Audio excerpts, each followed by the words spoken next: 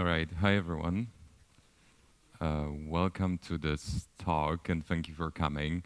Um, so today we're going to talk about building apps with LLMs, and the talk is going to touch on many basic concepts. So if you're unfamiliar with building with LLMs and feel lost with different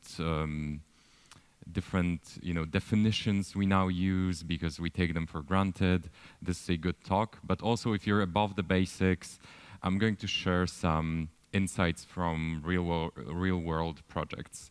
So in this talk, we're going to talk about, like, in general, how to integrate LLM into your app, so what options we have, maybe from a UX perspective.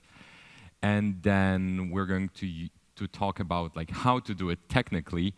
And then I'm going to talk a little bit about how to use LangChain for it specifically, and also some lessons from production systems that I saw out there in the wild, because it's been a few years we're building with LLMs so far. Yeah, and this is really what I saw everywhere, right? Like, you do an online tutorial, and the real world project is entirely different. And with regular stuff, you can actually find open source code bases or, demo projects that are big enough, and you can see what is actually done. But for LLMs, like, it's still, companies get a little bit secretive of what they really do. So, for example, not many people know that many companies prototype a system with a big language model like GPT-5, but then they collect data from users, different prompts, and then they fine-tune something like GPT 4.1 mini using OpenAI API and use it for the use case that they collected data for. And really, from the prototype to production, the token costs can go down like 1,000 times when you factor in fine-tuning, prompt caching, stuff like that. So this is something I didn't know until we actually built it. But first, I want to say hi. My name is Karol. I'm from Poland. And it's really good to be in Portugal, because back in the day, I did my semester abroad here, actually in Lisboa, but let's not talk about it because we're in Porto. And yeah, it kind of started me on a journey, joining your tech events years back. So now I'm back to speak at one, which is really great. I know what I'm talking about here because I'm working on those projects, but also I've been a manager. I was a head of engineering, but decided technical side is more important for me. But also, a part of what I do is I help others build those AI systems. So I've seen like several tens of them. So maybe later in the discussion or in questions, if you have like some specific issue, you can ask me. But then now let's dive in to the talk itself. And also, it's right before lunch, so I'll try to finish a little bit earlier, so we're not standing in line.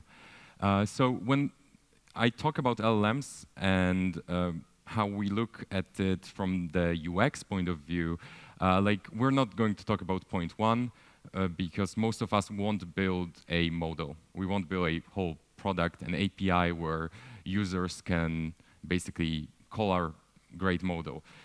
If we're working at a tech company, maybe we can do something. I don't know if you know a vibe coding tool called V0.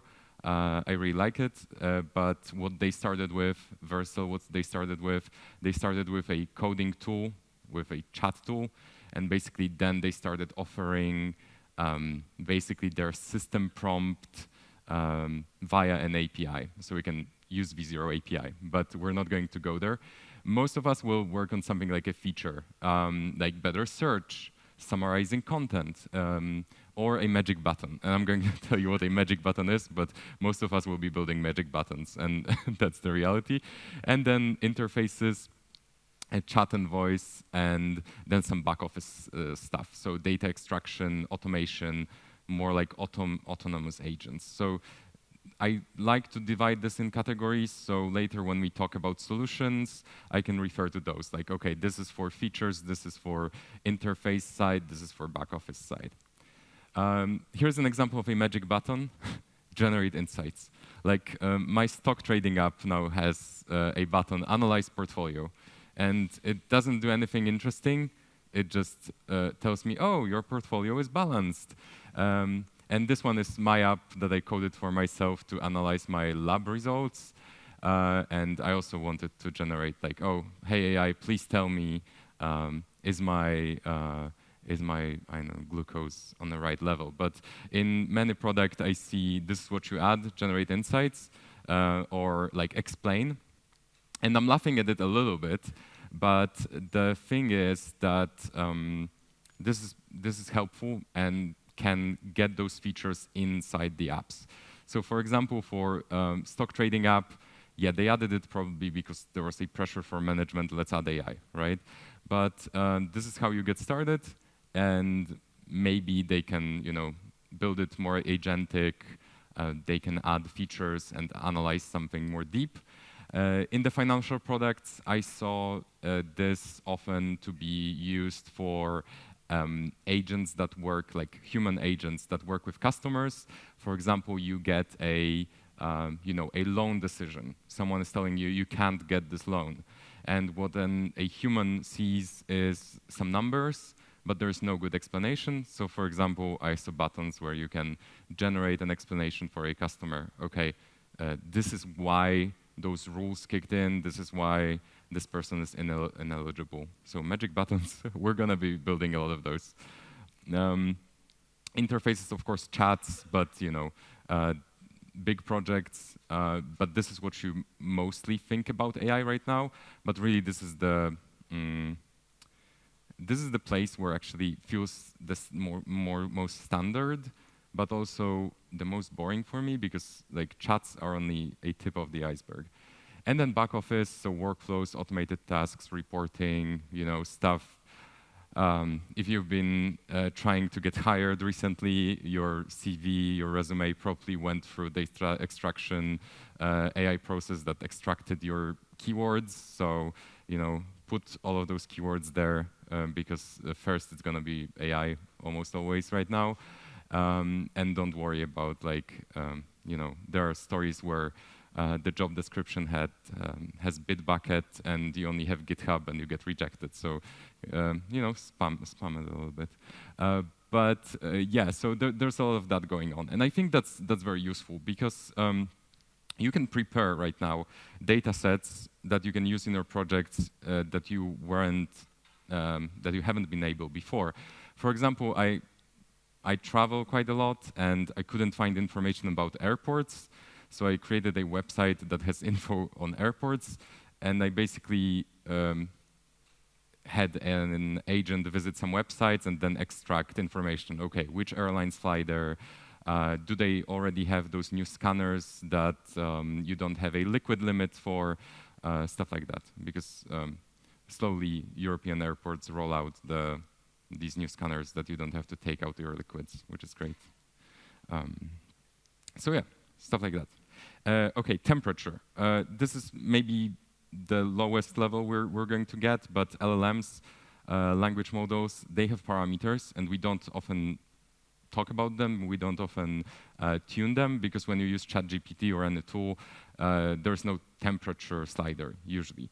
But all of the APIs have a temperature setting, and basically this is how much randomized should the next token really be. Like, if you increase it, then you are allowing the model to be, say, more creative, to take paths that it wouldn't normally take. So, for example, you might have heard that model is just predicting the next token, next part of the word, and that is true. But so how does it work that models sometimes give different answers? So this is done via temperature. So for example, if you set a higher temperature, you're going to look at the words and tokens that have less probability to be the next in the chain, and you will randomly take maybe less obvious one. So that temperature actually increases creativity. And at first it was fun because models were creating poetry, were creating fun stuff, first ChatGPT. And I think in 2023, one of the big guys in LLM space, Greg, he's doing some LLM evals right now. At first, like all of the API calls turned out to be temperature 0. That's because 0 means less hallucination, and it's great for data extraction. I think 2 years back, people were crawling stuff and extracting data out of sites. When it comes to models, I want to get some stuff out of the way. First is like which model to use. Don't worry about self-hosting unless you have strict regulatory requirements, and maybe you work in a financial institution, then maybe yes. But I worked for big pharmaceutical companies, and they are using public APIs. Okay, they have deals with enterprise deployments that, hey, you won't reuse our data, but they are using public APIs. So you don't worry about it right now, like how to, do I need to have my self-hosted model? Do I need all of the setup? Of course, in your company, it will depend on the legal department and contracts with your customers. But if you're just prototyping, take a public API, and then move to managed services. And that is what you usually do at a company, which is when you have AWS or Azure, you use the model within your account. And then you get guaranteed encryption at network level, or even that the API calls never leave the cloud provider network or a region you want to use it in. So that's quite useful. And only then think about fine-tuning and self-hosting models. Because I saw people that this is the first thing they spend a month on, and they don't progress with an app itself. So I've seen statements like, okay, LLMs made English a programming language. Like maybe they did, but I really don't like some of the implications of this, because that made things a lot more available. Because, well, with chat, basically, and with ChatGPT, anyone can, go into messages and say, oh, do this, this, and this with this text, and basically that's telling a computer what to do without programming. But we created programming languages so we can be precise. And even in early computing, we had those really nice languages that were resembling the human language, but we moved into much more strict stuff, and for like 30 years, C++ was the biggest language. So it comes with challenges, and to overcome these challenges, you need a set of things. And we're going to touch on some, but not all of it. But you need to manage prompts. You need to connect to data. Most of the LLMs need to use tools like, hey, create a support ticket based on what the user said. You need to deploy them somewhere. You need to manage their state. You need to monitor. So basically, we got all of the challenges coming with that flexibility, and we need to handle them. So you want to start, do you need a framework to handle all of these things? I say no, because look, I want to show you some basic stuff with direct API calls. And because, well, you came here, it's LangChain, right? But I saw people overuse libraries without understanding of what's actually happening in the API calls. So I'm going to show simple examples of just calling the API or using the provider library. And then I'm going to show you, say, how to do it in LangChain.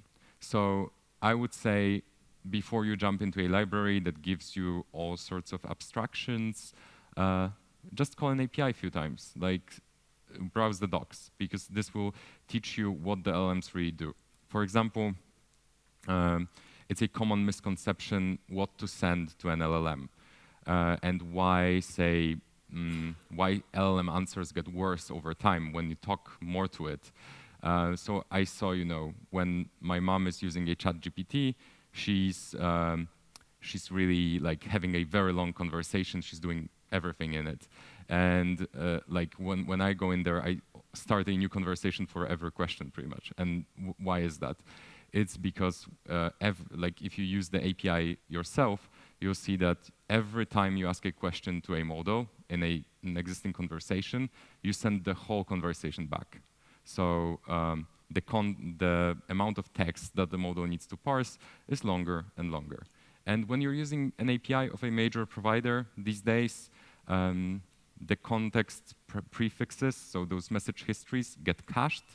So for example, if you have a very, very long, few thousand characters long instruction for the model, and you use it over many API calls, it usually gets automatically cached, but you still pay for tokens, oftentimes, or a little bit for storage. So let's have a look at some code. We're going to be looking at some code today. And this is an example of calling a model, an OpenAI model with tools using their SDK. So for example, this is like, we're not getting the weather API, but this is how it works. So basically, you need an API key. You always need an API key. Then imagine you have some actions you want the model to do. And this can be anything. And luckily, until recently even, we had to define JSON definitions of those functions and then call them ourselves. But right now, what you can do is just define a Python function, decorate it with client.toolDecorator, and then what the model gets, it gets the function name, it gets the parameter list with their types, and it gets the docstring explaining what it does. So if you need to tell model how to use the function, you can do that in the docstring. And then whenever you pass a tool in an array to the API here, what it actually will do, the whole library, what it will do is it will send the list of tools that can be used. The model will know that it will be in a system prompt, like added, hey, you can use one of those tools. If it chooses to use a tool, your code will call the function. Library will send the result of this function back to the model, and it will respond based on this answer, and you can return it to the user. So you often needed a framework for that before, but right now it's a part of standard library of every single provider.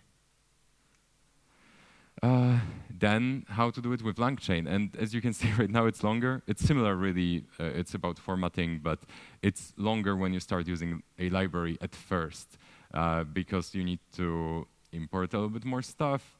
You need to define a tool in a very similar way. So almost every library right now uses a concept of tools, which is defining functions as tools, or there are many tools. Also in LangChain, you get a very large library of pre-made tools, so that's nice to use.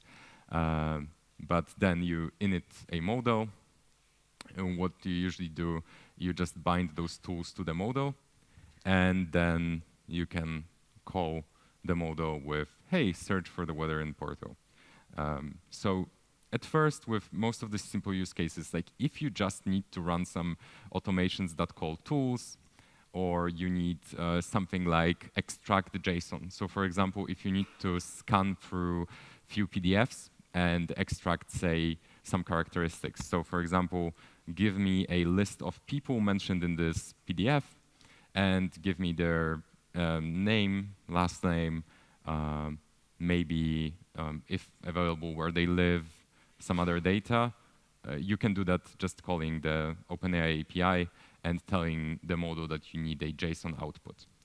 You could use LangChain because it supports a similar way of doing that for all of the models, but there's no clear benefit for such a simple use case. There is a lot of benefit if you are using open source or self-hosted models, because regardless of the model, if the model provider like OpenAI doesn't provide native structured output, which is like native JSON extraction, then LangChain has tools to instruct your model, hey, please always respond in JSON, and then to parse out all of this information. And then, text gets smaller. I'm not going to get too much into it because it's very small, but that's what you get when you try to build an agent. That's getting more complex. So I'm just going to tell you that at the top we're defining tools, And then pretty much what we do is we have a loop.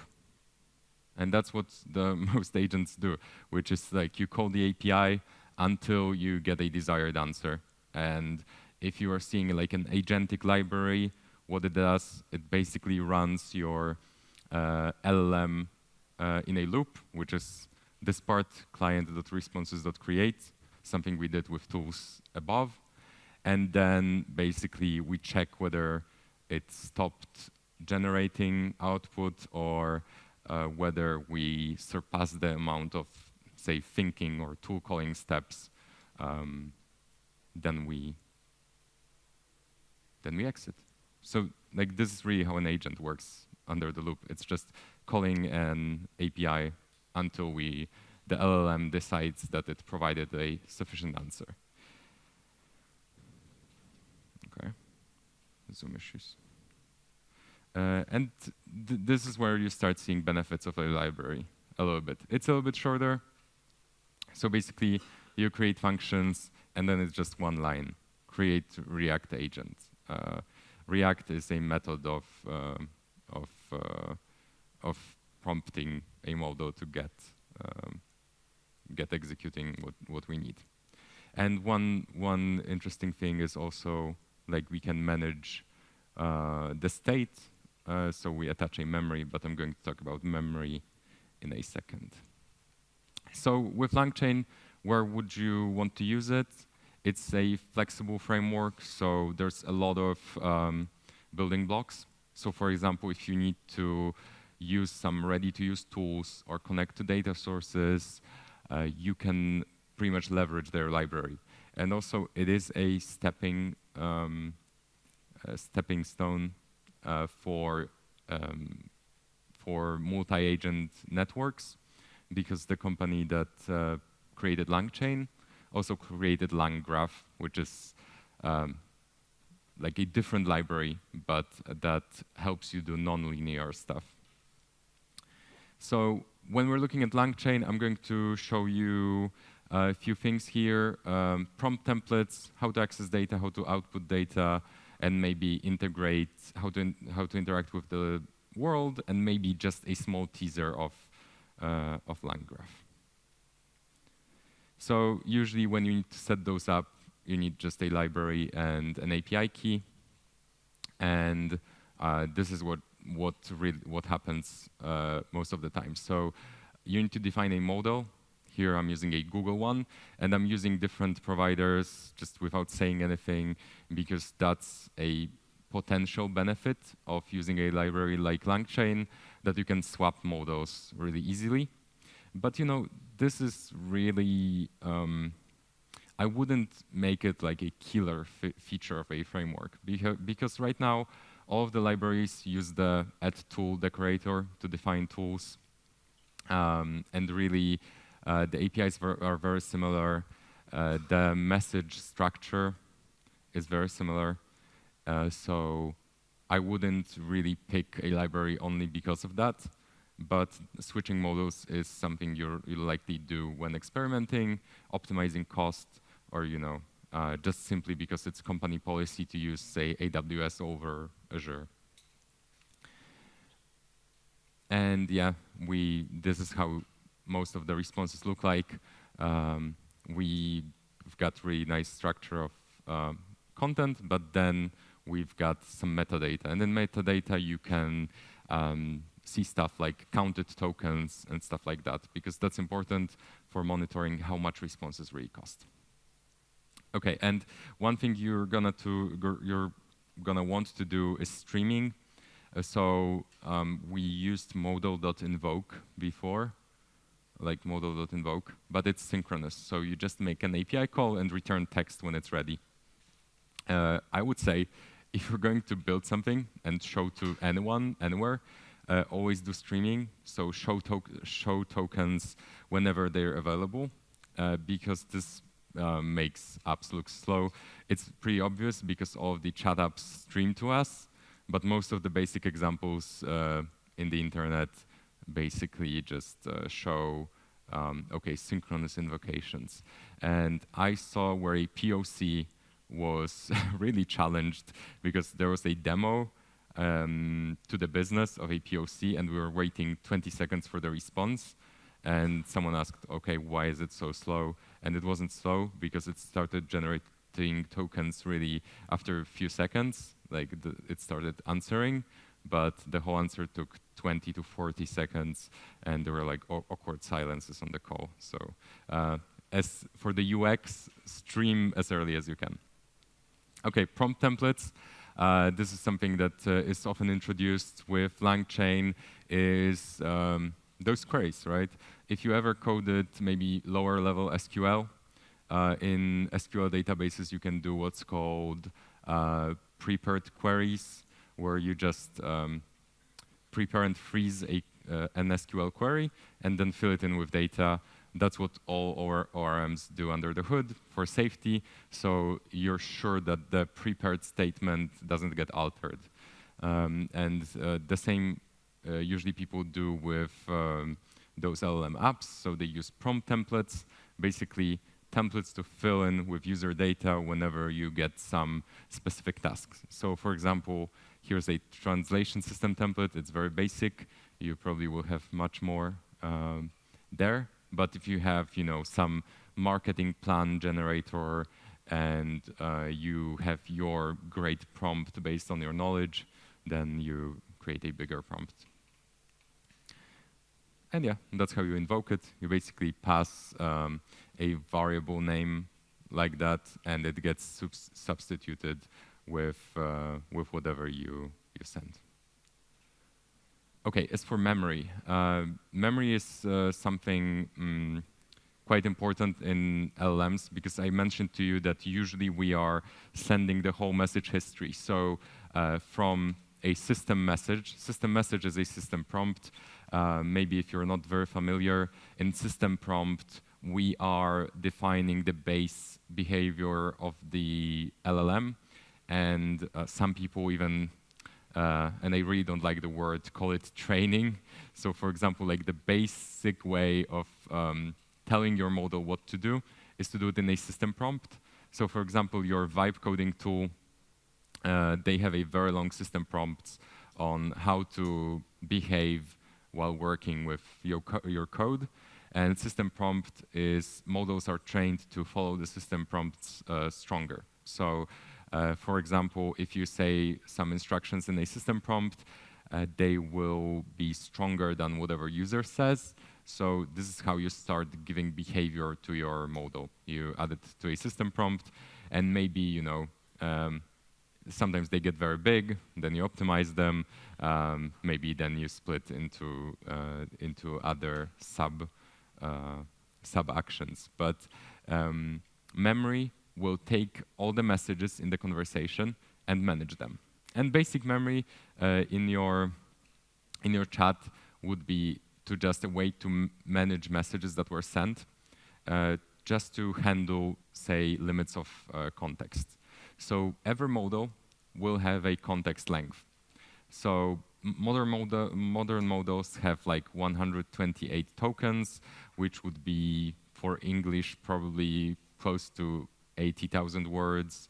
For, say, other European languages, it would be a little bit less. But basically, there's a limit.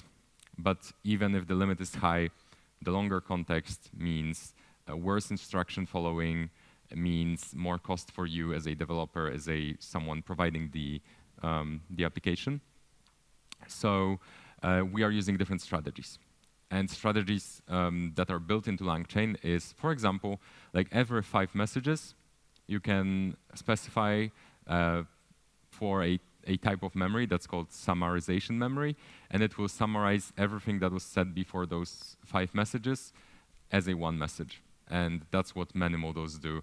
And probably if you use like GitHub Copilot for coding in agent mode, every so often when you talk to it, it will stop and say summarizing conversation, and will basically not look at the whole messages of yours, but at a summary of those messages. And that's so it can continue responding to you in the same conversation, even though it got to a context length that's expensive or unmanageable.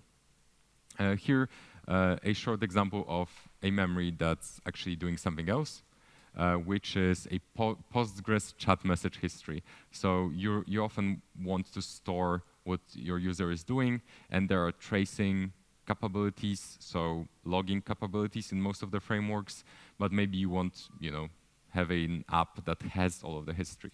So you can do it very easily, just specify the database, and basically LangChain for you will manage the conversation history and save everything as it gets sent to the server. That's very convenient. And when you look at LangChain itself, it looks like a library that took, say, 2-3 years of people coding in the space and just made it shortcuts for the most common problems. Okay, let's talk RAG, retrieval augmented generation. This is something that's very important and comes up very often, especially if you have a conversational assistant. I think most of the projects right now do RAG, which there's always some knowledge to be accessed. And I won't dive crazy deep, but maybe what to use. If you want in memory, do something like FICE, then local persistent chroma. If you want to just use ready-to-go service, Pinecone.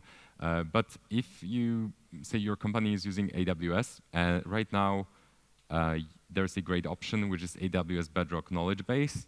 And I'd say until recently it was very expensive, but because it was using AWS's fork of Elasticsearch, OpenSearch, as a database, and it costs at minimum in a serverless version, which is like fake serverless, $360 per month. But 2 months ago, they introduced S3 vectors, which allow you to store vectors of your knowledge in the S3 bucket and access it and pay just for usage. So I'll highly recommend that. And maybe just to circle back, if you're not familiar with RAG systems, it's retrieval augmented, so supported by retrieved knowledge, generation of answers. And basically what companies usually do is they take a database of their documents on a specific topic, ingest them into a vector store by first parsing, splitting, and then chunking, and then vectorizing, so converting text to its representation in a vector space. And then basically what we do is we search in this knowledge base by meaning, because the vectorization is right now really good, and we generate answers based on that. And in LangChain, you can do it as simple as that. You have retrievers for most of the vector stores that are available, and then you can do responses with most of that. All right, I promised you that we won't take too much time. I also have some more content, and so I'll post them somewhere in my social media today, so the whole slides. But if you're looking at doing RAG system, LangChain is also good not only for using those knowledge bases, but also for loading the documents. Because maybe you can imagine the companies usually have a lot of knowledge in PowerPoint files. So you need a way to extract text, extract images, extract graphs, describe them, and only then use them. So this is something you can do. One cool thing I also want to wrap up with is calling external APIs.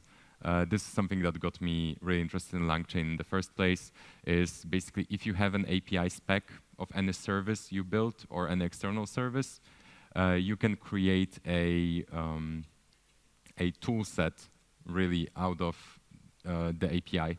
So basically you can just load the API spec and have your model call those APIs by just passing the spec. Of course, there's stuff like authentication you need to solve, but it's all, if you dive deeper, it's all described there. So if I were to look further, first thing I would look at vector stores and how to use it. maybe some interesting tools, and just start building. And then, loading some interesting knowledge bases. Like, if you want to do something cool, for example, like for yourself, there are already packages that say interface with your Google Drive, Apple Notes, stuff like that, and you can do some cool analysis of those. Okay, and as for extra production tips, I'm going to leave you with one finding, actually. Serverless may not be the best for hosting APIs with LLMs because you pay for execution time, and you usually just wait for external APIs. So this is where there are serverless setups that make that work, but right now I would actually deploy just a synchronous server so I can have multiple requests and waiting for responses of the APIs. Okay. So there's a little bit more content in there. I'm leaving a code for my newsletter if you want to join, and also some socials. I'll be posting slides in there. And we've got 10 minutes left, so maybe some questions. And thank you for listening.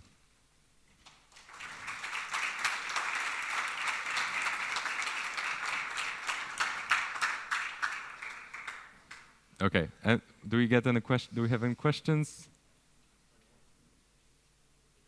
All right, let's go there. All right. Hi.